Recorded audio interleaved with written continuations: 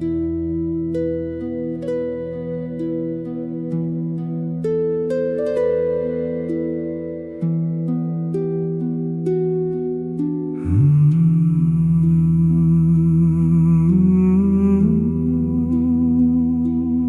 tichých cestách, kde prach už spal, šiel biely tieň, čo vietor hnal.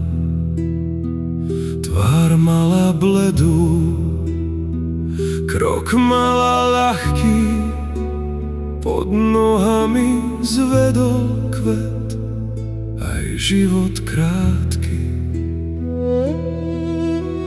Nevstúpila dnu a predsa je tu, bez kľúča, bez klopania či hnevu. Kto v noci začul jej šatou smutný spev, ten ráno našiel len chlad a popolavú zem. Morová panna, biely dym, nesie sa ticho nad krajom prekliatým, kde zjaví sa, tam smiech zhasne, na prahu ostáva len kúsok piesne. Morová panna, studený hlas, kráča nocou pomedzi nás, neberie nôž ani oheň či hnev, len dýcha meno a zvyšok pohltí deň. Pri studni vraj raz stála bosá, v očiach slza ako ranná rosa. Neprosila chlieb ani víno či sol, len hľadela dlho tam, kde býval stôl. Ráno už zvony zneli inak, v dedine zostal len jej tichý znak.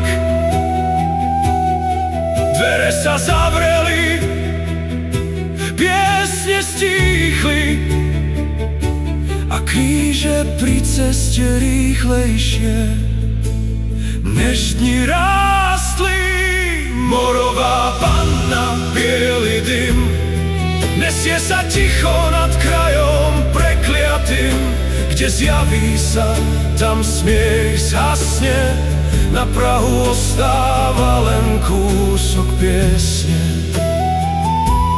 Morová panna, studený hlas, kráča nocou pomedzi nás, neberie meč ani oheň či hnev, len dýcha meno a zvyšok pohltí deň.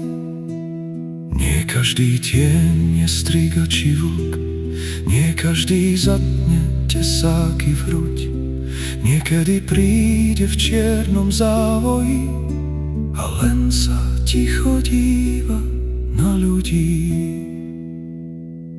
Po tichých cestách, kde prach už spal, šiel biely tieň, čo vietor hnal. A kto raz počul jej šaty ísť, ten prosil ráno, nech noc už nemusí znova prísť.